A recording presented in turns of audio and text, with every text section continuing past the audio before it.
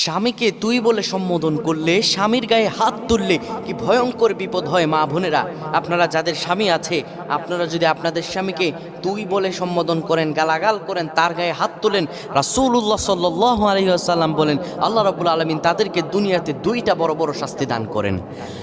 বিশ্বনবী মুহাম্মদুর রাসূলুল্লাহ সাল্লাল্লাহু আলাইহি ওয়াসাল্লাম বলেন, এই পৃথিবীর বুকে আল্লাহ ছাড়া যদি অন্য কাউকে সেজদা করা যেত, আমি প্রত্যেকটা নারীর জন্য তার স্বামীকে সেজদা করা ওয়াজিব করে দিতাম।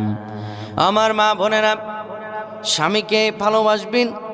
কিয়ামতের কঠিন ময়দানে যখন আল্লাহ রাব্বুল আলামিন নারীদের হিসাব নেবেন, তখন স্ত্রীদের চরিত্রের মাপকাঠি স্বামীর থেকে আল্লাহ হিসাব নেবেন।